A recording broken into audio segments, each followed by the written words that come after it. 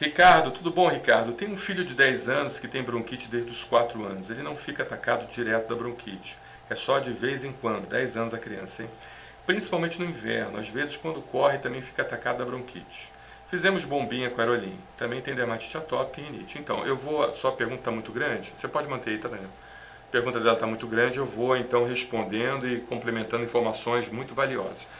Primeiro que uma criança é uma criança pré-adolescente, né, seu filho já está chegando na pré-adolescência, a tendência realmente é que ele tenha menos crises de bronquite. Quando é uma criança mais novinha, tem mais crises de bronquite, só que essas crises de bronquite elas não complicam tanto quanto em crianças pré-adolescentes. E ao mesmo tempo elas são mais benignas. Agora, o problema de uma criança pré-adolescente, ou que está começando a pré-adolescência ou adolescência, que tem raras crises de bronquite, esparsas crises de bronquite, mas quando tem são graves e pode levar ao óbito. Então você precisa, Ricardo, a se atentar a isso. Tem que tratar direito seu filho, porque uma crise única depois dos 11, 12 anos de idade pode ser fatal para ele, tá? Se ele não chegar com rapidez na unidade de emergência. Então já começa o meu recado aqui.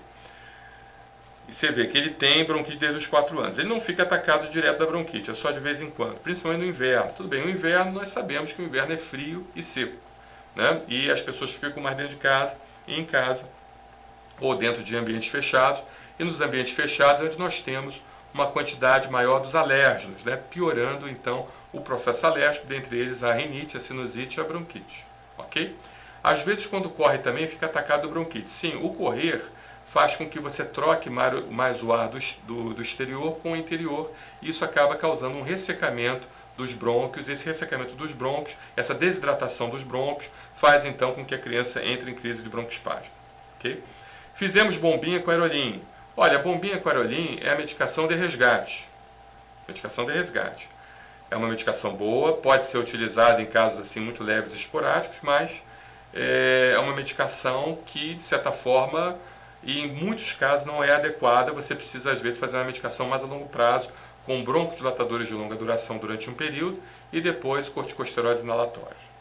Não fizemos uso contínuo da bombinha com aerolim. Sim, é aquela coisa. O aerolim não é para se fazer uso contínuo dele. Você tem que utilizar outras medicações de controle. Em alguns casos, não sei o caso específico, tem que classificar a asma do seu filho primeiro. Tá? Depois dessa classificação que a gente vai entender qual é a estratégia terapêutica que a gente vai utilizar. A classificação é feita pelo GINA, que é o Global Initiative for Asthma, entendeu? Ou Iniciativa Global de Asma, em inglês, né? Então, assim, primeiro tem que classificar e ver se realmente se ele vai ficar só com aerolim ou vai precisar de uma medicação mais a longo prazo. Apenas nas crises. As crises não são contínuas. Às vezes fica semanas sem crise, que normalmente ocorre na parte da noite ou da manhã. Perfeito. Então, à noite, como eu havia falado no outro vídeo, as pessoas realmente pioram da sua crise de asma, porque a gente tem 3 situações que vêm a piorar. Primeiro que a criança pode ter um refluxo também associado, e o refluxo piora, você deita, então você tem um refluxo de ácido mais intenso. Primeira situação.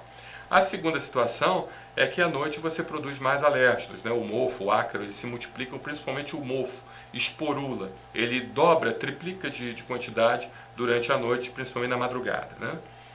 E terceiro, à noite você produz menos um anti-inflamatório natural chamado cortisol, que é aquele anti-inflamatório que nos dá o alívio das doenças durante o dia, o alívio do estresse, da angústia, de tudo aquilo que a gente passa. E à noite, para a suprarrenal poder então se recuperar para o dia seguinte, então há então uma baixa na produção desse cortisol, o chamado ciclo circadiano. Então é importante você entender que à noite a gente piora realmente das doenças. Já fizemos alguns tratamentos de 3 meses. Fica bom por um tempo, depois volta a ficar ruim. Olha, uma coisa que melhora muito um paciente com asma alérgica confirmada e IgE dependente, específica, alérgicos, é o uso da imunoterapia com controle de ambiente. O controle ambiental, nós temos uma playlist muito completa, coloca lá a playlist sobre controle ambiental, inclusive uma matéria da Ana Maria Braga, que você vai aprender muito sobre controle de ambiente. Então veja lá para você já ir fazendo. Muito importante isso você analisar com bastante detalhamento. E a imunoterapia, nós sabemos que ela diminui muito o consumo de medicamentos, tá? Ou seja, a médio e longo prazo, você acaba estabilizando melhor o organismo do paciente. Você produz os chamados linfócitos T-reguladores, CD3, CD25, FOXP3, você produz anticorpos bloqueadores, você estabiliza os linfócitos TH1, TH2, ou seja, você mantém o quadro clínico do paciente estável e você faz com que o paciente, então, não precise mais de medicação a longo prazo. Fica bom por um tempo e depois volta a ficar ruim. Fizemos acompanhamento com alergista pediátrico, sempre sem muito sucesso. Ficamos sempre preocupados com as complicações por conta da Covid também. É uma preocupação, porque nós sabemos que a Covid gosta de ambientes inflamados. Quanto mais inflamação, melhor para o vírus em geral. E, conjecturando, pensamos também que a Covid possa ser um fator de penetração facilitada, né? Ou seja, você tem uma inflamação na narina, nos brônquios, nas gargantas, na garganta e assim por diante. Essa inflamação aumenta a vascularização, aumenta a penetração passiva do vírus. Além disso, o processo inflamatório cria as proteínas de adesão chamadas ICANS e VCANS. Os ICANS e VCANS são proteínas que se agregam ao vírus e facilitam com que o vírus entre para dentro do organismo. E também a gente tem, muitas das vezes, a perda da proteção mucociliar, ou seja, o muco que nós produzimos nos brônquios, os cílios que tem nos brônquios, os cílios que tem no nariz, aquele pelinho que nós temos no nariz, a melequinha que nós produzimos no nariz, são fatores primários de imunidade primária de proteção, né? Imunidade inata de proteção. Então, quando a gente tem um processo inflamatório, a gente perde muita coisa disso. Além disso, hoje a gente sabe que um epitélio lesado, um epitélio atingido, um epitélio machucado, seja o epitélio nasal, epitélio brônquico, epitélio dermatológico, assim por diante, é realmente algo complexo, né, que vem a agravar bastante. Uma outra coisa que você falou também é que tem dermatite atópica e rinite. Então, a alergia, existe um fenômeno chamado marcha atópica.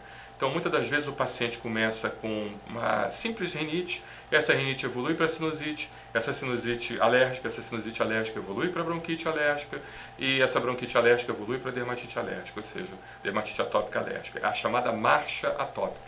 Vai marchando, vai caminhando e vai desenvolvendo variados e inúmeros sintomas relativos ao mesmo processo, que é o processo alérgico, né? Muito bem, deixa eu ver se tem mais alguma coisa. Ficamos sempre preocupados com as complicações por causa do Covid. Exatamente, você tem que voltar no médico. A gente coloca à disposição a telemedicina nossa para você conversar com um dos nossos médicos ou ir pessoalmente com um dos nossos médicos, mas certamente o seu médico assistente pode lhe ajudar também. Pois afeta justamente a parte respiratória. Temos acompanhado alguns vídeos do canal e gostaríamos muito da sua ajuda, da ajuda de vocês. Somos de Araranguá, Santa Catarina, sul do Brasil. Perfeito. Então, eu acho que eu já respondi, né? A primeira coisa que você tem que fazer é olhar a playlist sobre o controle de ambiente, muito importante. Já fazer o controle de ambiente como é falado nas nossas playlists. Primeira coisa que você tem que fazer. A segunda coisa é você procurar realmente o seu médico assistente ou a nossa telemedicina, fique bem à vontade, e ter algumas informações complementares, uma consulta personalizada, que isso aí não é uma consulta personalizada, né? Entenda dessa forma. Justamente para que você possa, então, fazer imunoterapia específica dessensibilizante contra o processo alérgico. Lembrando que a imunoterapia mais eficaz, a vacina mais eficaz, ela tem que ser específica.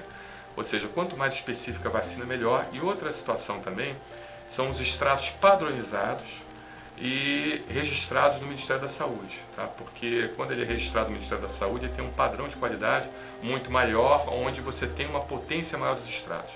Uma outra coisa também que eu explico também muito para os pacientes em relação ao uso da vacina é não misturar extrato. A gente não mistura extrato, entendeu? Às vezes, de vez em quando você tem um colega mal intencionado, ou às vezes um paciente influenciado por um colega mal intencionado, e pergunta, mas por que no Brasil sem alergia se usa 3 vacinas diferentes? Por que não coloca tudo no mesmo frasco? Porque existe uma ação de inativação dos extratos, uma ação enzimática de um extrato sobre o outro, aonde a porção do alérgeno, que é aquela porção que induz a resposta imunológica, o chamado epítopo antigênico, ele acaba sendo neutralizado e você acaba tendo uma vacina fraca, uma vacina que não induz uma resposta imunológica adequada, entende? Então, por isso que no Brasil sem alergia, às vezes o paciente deu alergia a ácaros, a gente faz um extrato para ácaros, um frasquinho com ácaros. Deu alergia a pelo de cão, apesar que imunoterapia para pelo de cão é uma coisa ainda questionada, mas a gente faz imunoterapia para pelo de animais.